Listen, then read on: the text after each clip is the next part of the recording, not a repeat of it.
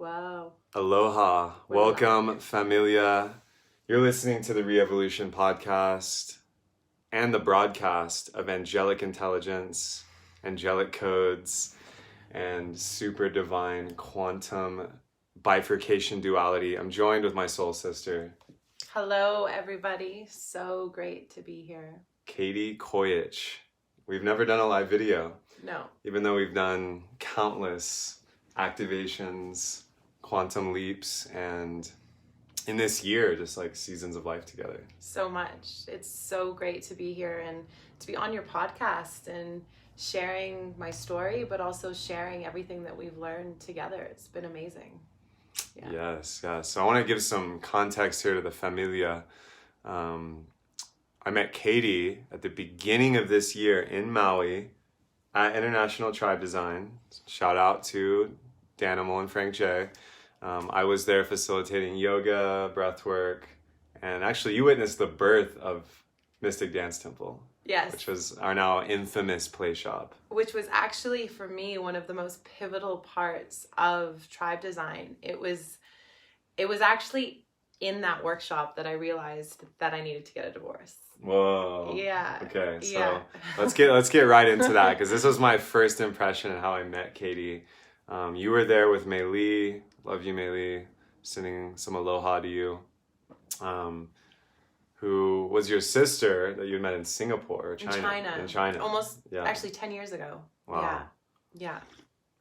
So these were two women there, instantly connected with me and the boys, Mystic Misfit, my other brand. And yeah, there's like so much like coalesced in that moment. So let's just go straight into this. Katie, I mean, I'll give a quick little bio here. Katie is like a quantum activator. She's an angel listener, priestess, ceremonialist. She's a coach, if you want to put that on her. She's a consultant. She's a PR agent expert. And yeah, that's just kind of like to give you some context here. But let's go right into this moment where you realize you need to get a divorce. Yeah, well, we were doing Mystic Dance Temple, and I mean, it was such an epic experience. I'd really forgotten the frequency of joy between the death of my mom and being in a relationship that wasn't in alignment. I just experienced so much trauma that I wasn't fully embodied. And Mystic Dance Temple and the energy that we created and this like primal feeling, and I just felt alive. I felt like a goddess. Like I really felt like a goddess from within. And afterwards I walked out and I just like burst into tears and turned to Mei Li and I was like, I feel like myself. And I realized that I wasn't able to be my authentic self in my marriage. And it was heartbreaking, and it had nothing to do with him and everything to do with me and the fact that, you know, I'd made those decisions to get married at a young age. I was 23 from a place of deep wounding, and my soul was calling to me. And in that moment at Tribe Design in Maui, like my soul popped. It was like, whoa, wait, hang on a second. This is what life is about. So yeah, it was a very pivotal moment. Yeah. I mean, it's funny now, like in retrospect, like I remember holding space and just like encouraging you to like follow this feeling and like step into your truth, even though it was going to be painful. And then, you know, just flip that to multiple other times this year where like you did that for me. And I was in some pretty painful moments and you were there to encourage me, like, if I can do it, you can. And I was like, okay. And now we're here at like the end of 2018. I know. And it's like so much. Lifetimes and lifelines have happened since then. Like, lifetimes and lifelines. And it just goes to show, you know, we're both on the accelerated path. And actually that is available to everyone. If you make the commitment to self and you make the commitment to spirit and say, listen, I'm listening, anything is possible. I mean, if you think a year ago, we hadn't even met.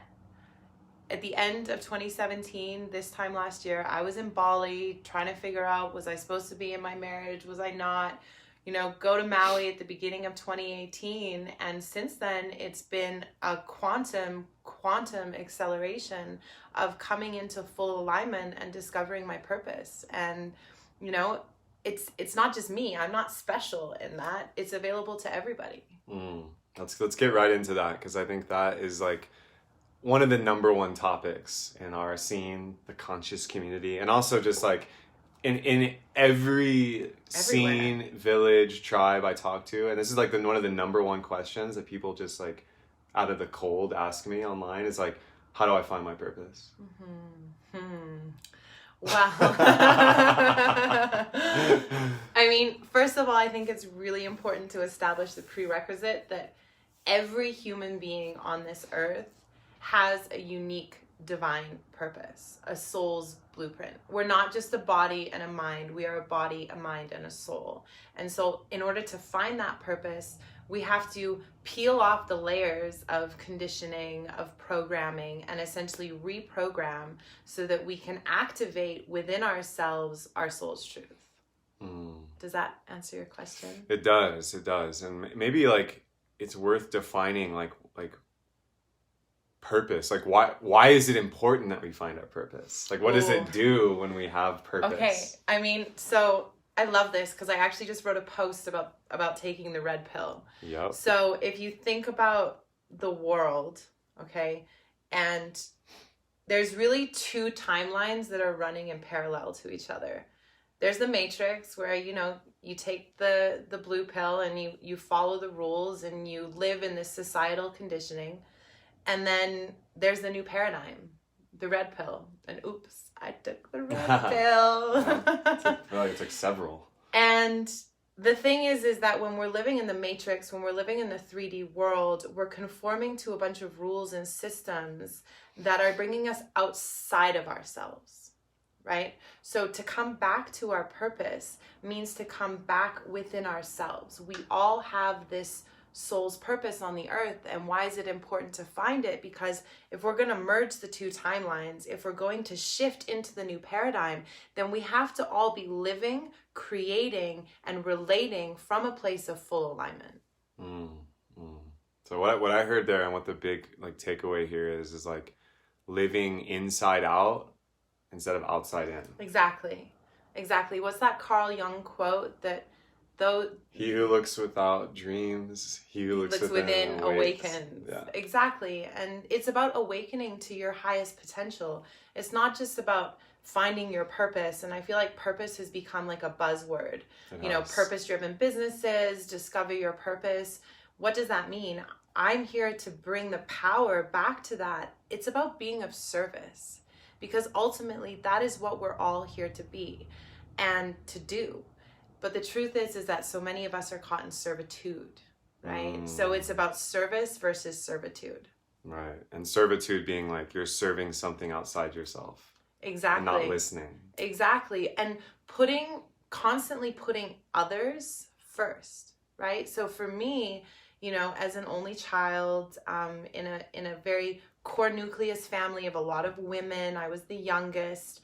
And then with my mom dying and then being in a marriage, I was constantly giving. I was constantly putting everybody else's needs before mine.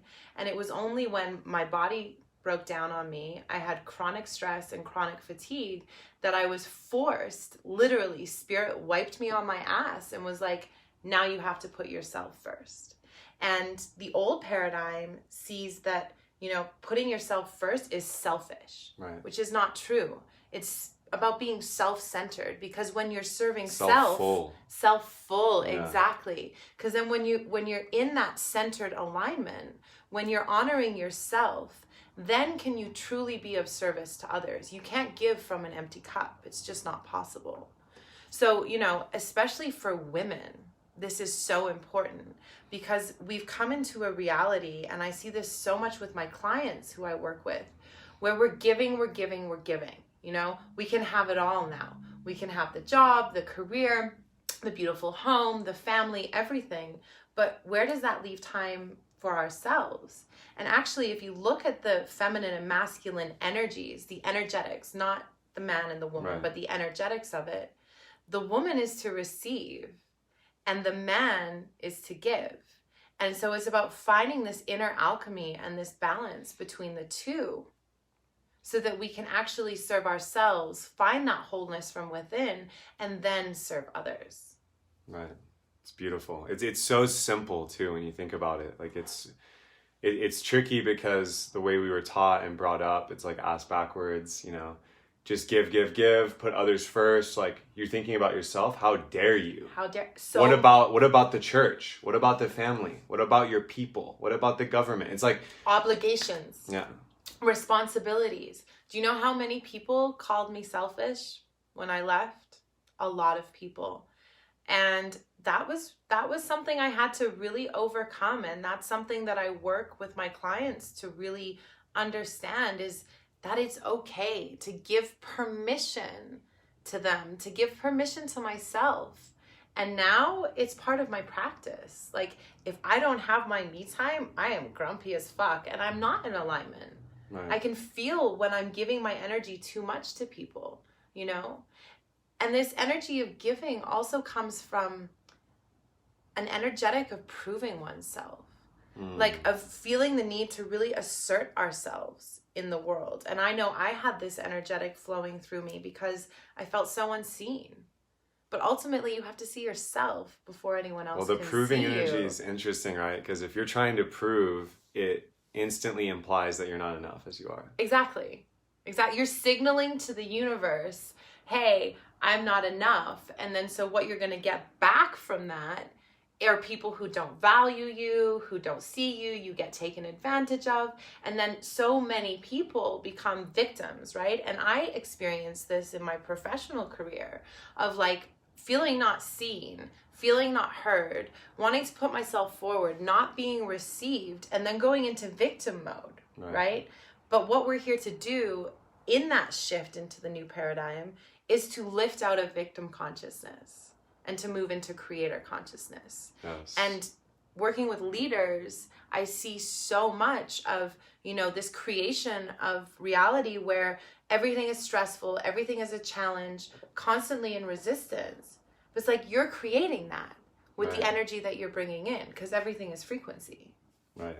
So this is you know, if it's a call for those looking for purpose, what I'm hearing is, you know, it's actually a trip of responsibility. Self-responsibility. Yeah, like self-responsibility, self-alignment, sovereignty, owning your shit, and standing tall in the world so you can actually help others. This is the idea of like putting your own oxygen mask on first before you go around like putting on oxygen mask and saving all the babies. It's like you're gonna suffocate before you can help, you know, enough people.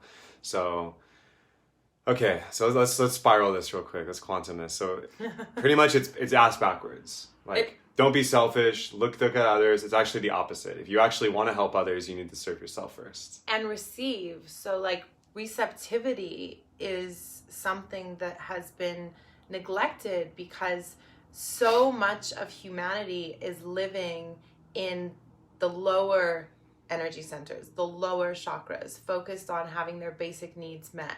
Right? So they're completely neglecting the quantum, which is the upper chakras and the ability to receive, right? So many people are creating from scarcity, are creating from a place of survival instead of creating from a place of receptivity. So if you think of the chakra system, right? So you have the upper three, the heart is the bridge, and then you have the lower three. The lower three is the physical realm, right? And that's really more the masculine. You have the heart as the bridge, and then the female is the quantum. And again, I'm not talking about you're a man and I'm a woman. I'm talking about the energetics that lie within all of us, within our systems. And so if we're caught in constantly trying to fill our basic needs, instead of in full alignment and actually opening ourselves to receive, the frequency of what we're creating, the frequency of what we're bringing to the world can only go so far. We'll reach a plateau, we'll reach a glass ceiling because you're not in full alignment with A, yourself, but B, with the universe, God, the divine, whatever you want to call it. Yes. Okay. This is really powerful. So most of humanity is in like the first two chakras. Yes. And for those of you that don't know, it's like root, like survival, am I safe? Is there enough? Yeah. Yeah. And then like sacral is like relationship and sex and creativity and like the tribe. And like I feel like humanity's evolving into the solar plexus, which is like willpower and identity and owning it and like the solar like action. Heart is the bridge, and then we have the upper three, which are like throat, third eye, crown. And this is like I actually don't talk about the chakras a lot on this channel, which is funny, but I want to throw this out there to the skeptics. They all sync up with nerve plexuses in your physiology. It's scientific. So there's a bundle of nerve endings, and there's glands in the endocrine system at these centers that the ancients picked up on and created this map around. So love you, skeptics. Glad you're here. So also like come and learn more. Yeah. Let's talk about like the figure 8 between this. Okay. Because this is powerful. This is something that I received with my mentor. And so if we think of the infinity loop, right? The figure of 8. And we build the chakra system within the figure of 8. So within the upper 3, so you have the crown, you have the third eye, and you have the throat in the upper part of the figure of 8. The heart, as we said, is the bridge. And then the lower 3 are in the lower part of the figure of 8. So the solar, the sacral, and the root. Now, it's a mirror, right? So the crown mirrors the root. So in order to soar, we have to be grounded on the earth. There's something that, we see a lot in especially the spiritual community, and especially with men who are starting to integrate their feminine, but they're not grounded on the earth. Right? And I mean, it's women as well, but I'm seeing a pattern definitely within community. The third eye mirrors the sacral chakra. So the third eye is our higher selves. It's our intuition. Okay. The pineal gland is here. Again, this is all backed by scientific evidence. This isn't a bunch of woo esoteric theories that are out there. Well, it is. It's both. Okay, fine. It's both. It's both. And that's the quantum world. It's the practical mystic, right? Yeah, it's the practical mystic. And so the third eye mirrors the sacral. Now the sacral is our center for creativity, as you said. It's where our sexuality lies in terms of the sort of the shadow side of the sacral is our guilt. It's where the guilt is stored. And with the third eye, it's the mind, right? That's delusion, like the deception. Delusion. Exactly. Yeah. So with so many humans sexually repressed, how can they connect with their third eye? Because if one is blocked, it affects the other one. So the third eye holds clarity and confusion, and the sacral holds pain and pleasure. So if we're in confusion and distortion, if we're giving our power away in any of the energy centers, it will block that which mirrors it. Right. So then you move to the throat, which mirrors the solar, right? And the solar plexus is our will, right? It's our personal power. It's our ability to manifest. It's our inner knowing. And so in the throat, we're speaking our truth. But if we're not in our power, how can we speak our truth? Right. How can we be coming from a place of purity? Because it's also purification. And then the heart is the bridge, because we have to feel everything. As humans, right, we're not just here to be way floating up in the ethers or be down here on earth freaking out about our paycheck or climbing the career ladder or all of those things. We're here to actually merge it all. And as humans, we have to feel. But we've been so blocked from feeling because of the world around us, because emotions are weak, like especially in the workplace, and especially, for men as well. Showing vulnerability and emotions is seen as like detrimental to one's growth and evolution, when it's actually the opposite. The key and the answer to it all lies in feeling, lies in allowing everything that comes up to come through. And so I basically spent the last year feeling deeply. Yeah, intensely. This is in language. It's coded in. There's codes everywhere, familia. Everywhere. Everything is code. This is one of the beliefs I have about the universe, and it's verified all the time. Language is a code. Emotion, energy in motion. Feelings are energy moving through the body. Therefore, if we want to move from these centers that Katie's describing so amazingly, you got to feel. You got to fully feel. It doesn't mean dwell. It doesn't mean bypass, because you can go either way. You can stay in a feeling way too long and burn out, or you can just be like, nope, don't feel that. It's not real. But both of those are going to actually block you from reaching quote unquote purpose, your true self, which I want to talk about next, and aligning to that and having energy. Exactly, because when we feel and when we allow it to move through the body and to release it, what we're doing is we're creating space. And the more space we create, the deeper into alignment we come. I just want to point out, like, as we're going to move into this true self notion, it's a continuous journey. Yeah. We're constantly making space. Exactly. It's not like, oh, poof, one day everything's fine. You know, right now we're sitting here in full power mode, and it's highly likely that in 3 days we'll have been triggered by something and, oh, look, there's another layer. Sure. But it's about riding the wave with grace and ease and being able to recognize when it's your wound, when it's an ancestral or something from your lineage, or, and we won't go too deep into it, from a past life as well. Sure. Yeah. Sure. So this notion of like true self and like coming into alignment with that, because there's like multiple selves, and this is, you know, for anyone that's on the spiritual path, the journey, the seekers out there, you know, what does it mean to have multiple selves? Because you can identify with the mind. That's kind of level one that a lot of people get into. I know that's where I emerged out of.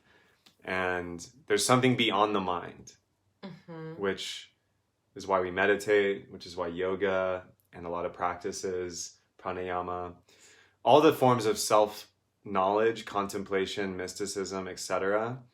To my mind, what they're doing is providing you an opportunity to realize that you're not your thoughts. Exactly.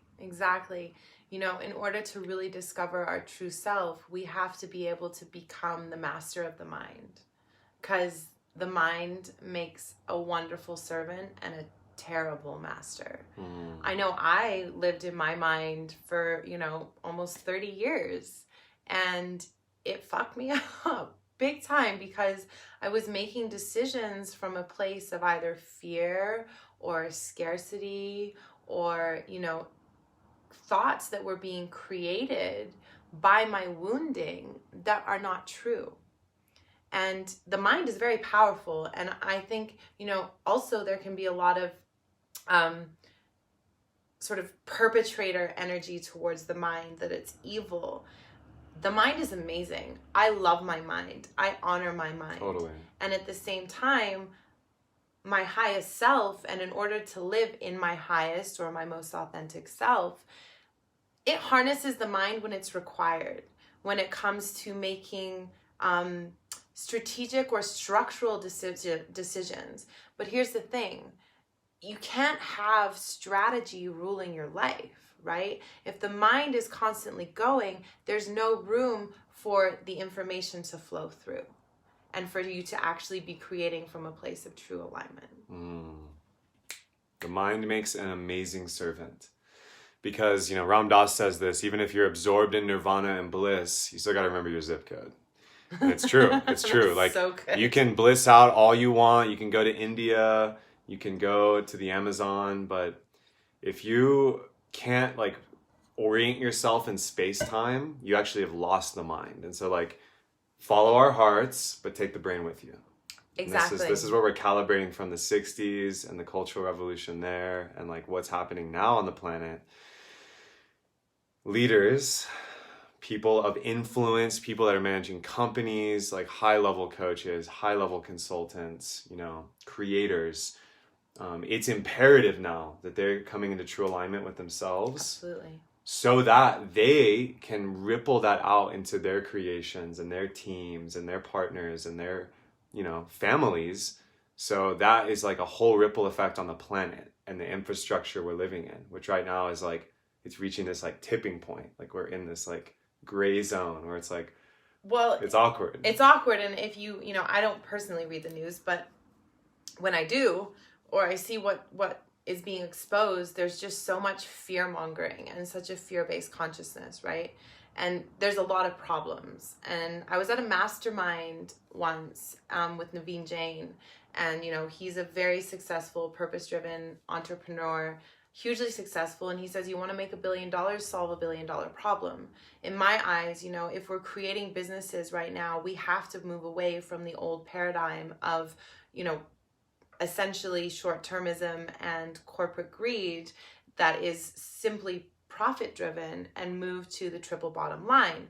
So, there's a huge movement of social enterprises and purpose-driven businesses and, for-benefit businesses.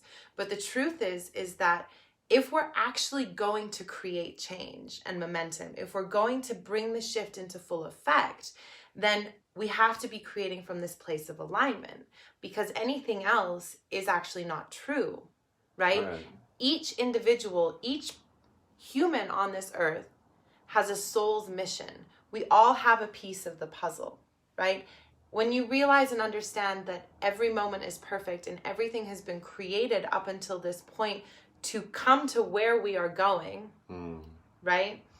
Then you realize that in order to truly be of service and to fulfill your piece of the puzzle, you must be creating from a place where you're receiving the information, so that the frequency of what you're creating, and this is what I say to my clients who are for-benefit founders, is like, you can have all the desires and you can have all of the aspirations for change that you want, but it starts with you, because you're the person that's birthing this creation into the world. So if you're not in full alignment, how can you expect to be able to create an alignment?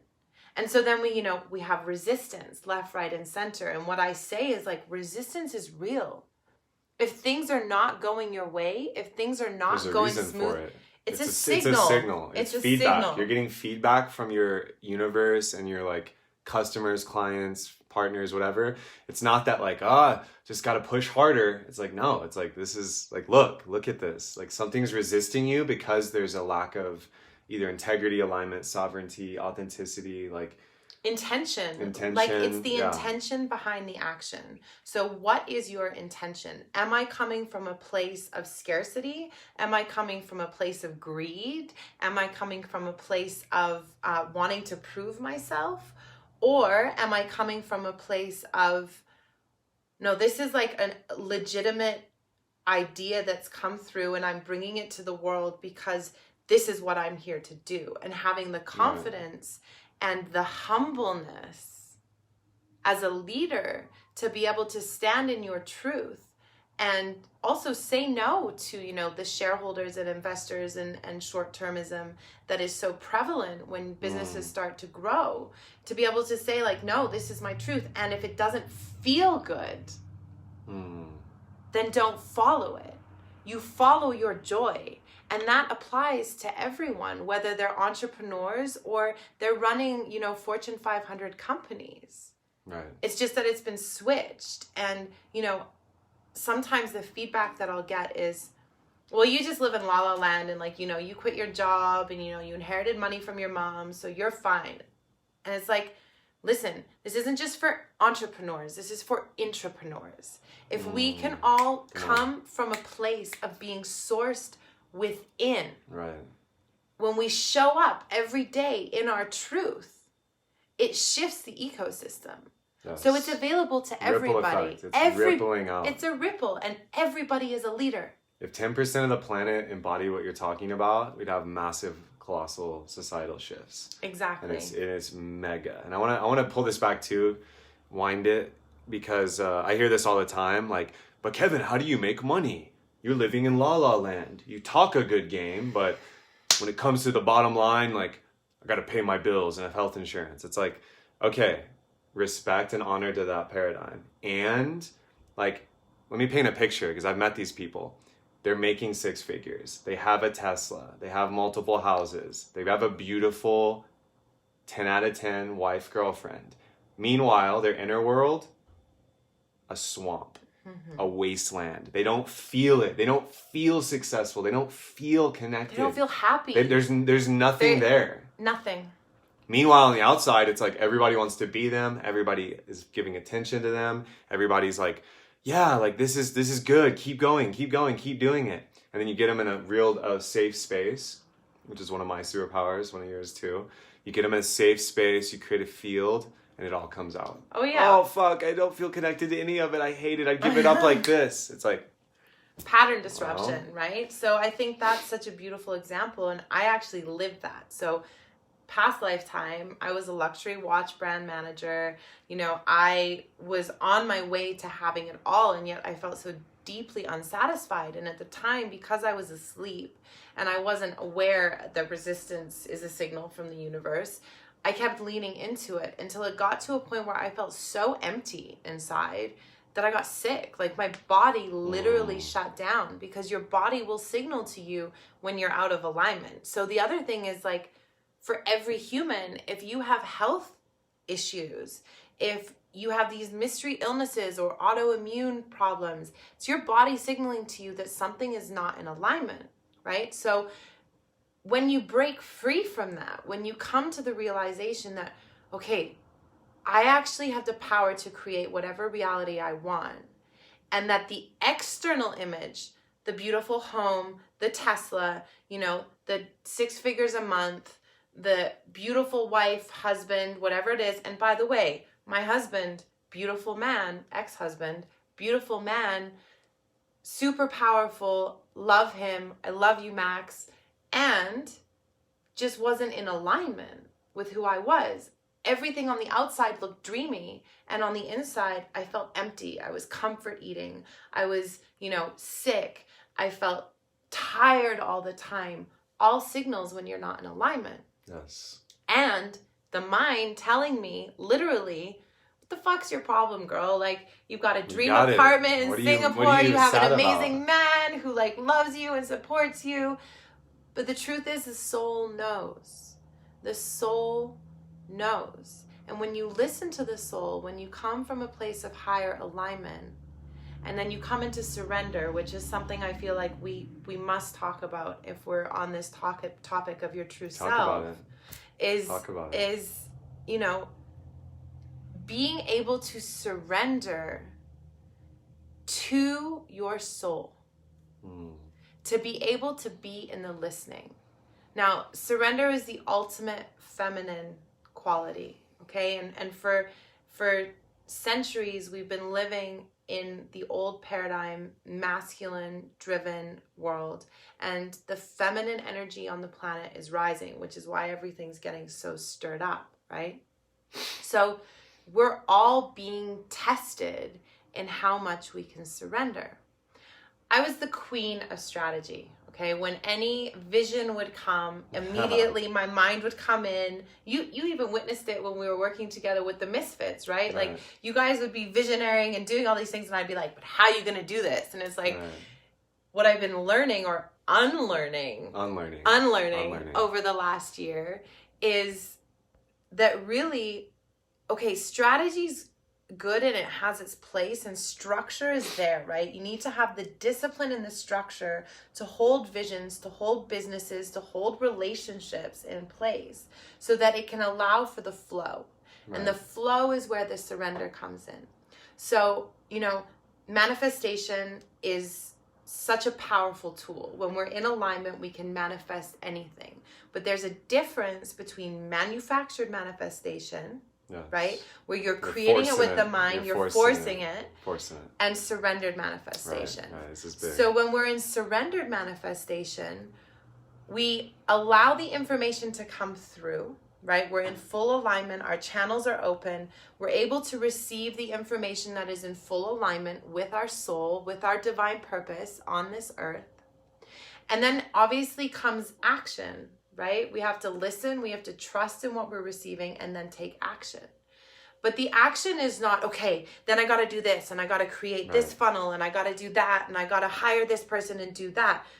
It's sitting in the listening, visualizing and seeing the outcome, and then surrendering to how that comes into fruition with, and this is so key, complete unattachment. Right, which is hard. It's not easy. It can be easy in the quantum realm, but I'm speaking to the bridge right now. Right. Of someone listening to this, it's like surrender, detach, but I gotta feed my kids, you know? Like this is where that scarcity abundance line gets activated. Exactly. And it's true, you know? Like there are realities of needing to support our families and to do so much to conform to that system. But ultimately, the surrender comes in once you've come into alignment. Right. So the abundance comes in once you've come into alignment. So, you know, for all of the people out there who are struggling, the only thing that I can say is start to turn it on yourself. Right. Ask yourself, what is not working in my life? It comes a part of lifestyle design. You know, what we're talking about is quantum manifestation, is quantum leaping. And it's available to every human should they so wish.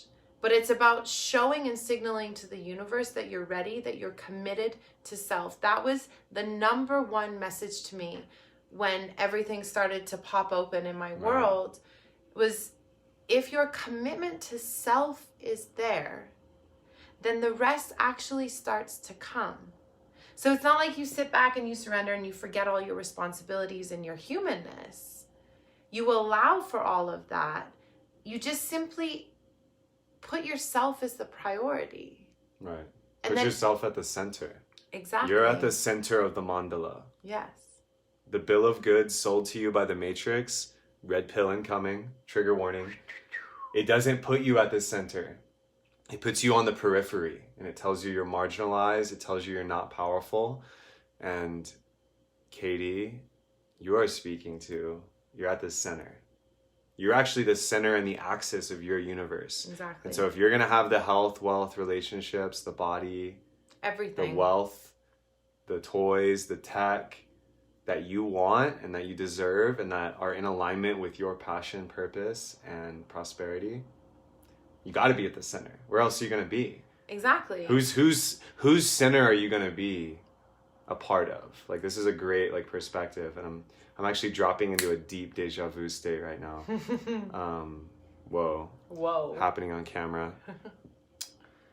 If you don't have a plan, you'll become part of someone else's plan. If you're not centered in yourself, you will fall into someone else's center. And so this is a big awakening and a big moment of truth when you realize this. And it can be lonely at first if you're in a dense, mixed up mental world, right? Which is where we've variously met each other and people in our tribe this year is like anything. Okay, so another thing I want to say is like when you start coming into alignment, anything out of alignment goes. It's literally gone. The universe will remove it. Like you don't even have to. And there's definitely a mourning period where it's like, hang on, these people in my life that I love so dearly, but like being around them doesn't feel good anymore. Or, you know, relationships with families. I was just working with someone who, you know, was so fearful of shifting and embracing her true and authentic self and her soul's purpose, because what if I leave everybody behind? But the truth is that if you stand in your truth and you stand in your light, people will join you. Right. You'll find new people aligned with you. And the old people, like, it's not like you never talk to them again. No, it's just... it's different. It's different. It's different. You still love them. You can call them up. But what you won't do is just stay in their frequency when, meanwhile, you're suffering. And they actually might be thriving. That might be what they need and want at the time. And, like... This is honor to all paths. However, if you're listening to this right now, if you're watching this right now, you know if you're on the accelerated path. You know it. You can feel it. You're in your it. Emotions, your relationships, your job, they're all going to mirror it back to you. And that inner tension, which can take multiple forms. One is the sad downward spiral, like depression, anxiety, panic, or anger, rage, you know, hot-tempered, like that. These are signals that the energy wants to move. It wants to find a new outlet. And it actually, like the caterpillar, wants to transform you. Exactly. And that's available if and only if you have courage and you surrender. It's like both. It's like fire and water. You have to have the hot courage and like that passion of like, fuck it, I'm gonna do it. And then you gotta be like, okay, I'm so scared. Oh, the roller coaster's going. It's like, I'm gonna put my hands up. This is actually supposed to be fun. Like, it's supposed to be fun. It is fun. But you can also just, like white knuckle it. But well, that's when it comes to, like, the victim consciousness, right? That is like, oh, woe is me, which is so prevalent in society, especially in the Matrix. I mean, everyone struggles with victim consciousness. Totally. If you're a human. Because we're wounded. Newsflash, you know, we've experienced, every single human, some level of trauma, okay? Right. Trauma is what starts to add the layers to us. So what I would say to all of the single moms or to the people that are struggling to even be like, hello, you don't even live in a real world, is the surrender will come. The abundance will come. The most important thing is to listen and feel for those woundings, to lift yourself out of victim consciousness, to be able to say, I choose, because awareness is choice. Shout out to Adam Roa for that. It's true. Awareness is choice. I choose to say no, to stand in my no. I choose to react in a different way, because our reactions, our words, the way that we relate to each other, we're all creating it, right? So if thought creates, then words are the action that brings that into place. It's about being less reactionary and more responsive. Responsibility is the ability to respond, and your sense and respond is going to always be more powerful than your shock and react. Exactly. And the thing is that if you're reacting, it's because you're triggered. And if you're triggered, it's because you're out of alignment. And that person is mirroring to you something inside of yourself that needs to be worked on. So whether it's a colleague that's sending you a shitty email, right? Or it's your boss, or it's your partner, it doesn't matter. Or even your child. Right. If you find yourself pointing the finger, playing the blame game, right? Then actually it's time to turn the finger on yourself and go, why do I feel like this? What is this bringing up for me? Self-awareness is the very foundation of self-mastery. And the key to establishing self-awareness is investing in yourself, is turning inwards, is making yourself numero uno, with zero guilt, self-full, without guilt, without shame, without the projections of other people, and standing and knowing and being like, you know what? I don't want to go to Sunday dinner tonight. It doesn't feel good in my body. Instead, I'm going to pour myself a bath. I'm going to have some alone time. I love you, family. But anything that is being created out of obligation, and when I say created, I mean relationships, anything, because we're creating everything all the time. It's going to fail. It's going to fail, and it's not going to fill you up. It's going to perpetuate this victim consciousness. Yes. There's so many codes being channeled right now, and I hope if you're tuning in right now that you're paying attention and listening. If you're over on the podcast, we're going to have Katie and her amazing stuff in the show notes. If you're watching on Facebook right now, I would love if you shared this video out with your tribe. Yes. And quote unquote red pilled them, or tag somebody that could benefit from hearing this kind of like taking responsibility, stepping into purpose and soul alignment, and doing it actually from a place of bliss, joy, and co-creation instead of obligation, which has been a big flip. I know for me, for you, a lot of the people we speak, work, love with. Follow your joy. Joseph Campbell really nailed it. Follow your bliss. And like, that's the seed mantra.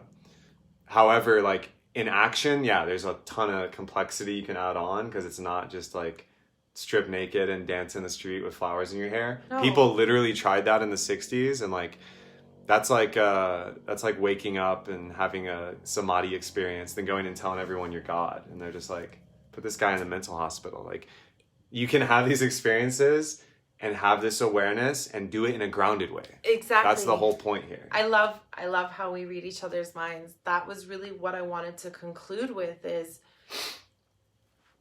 I'm not here to spout a bunch of controversial woo topics.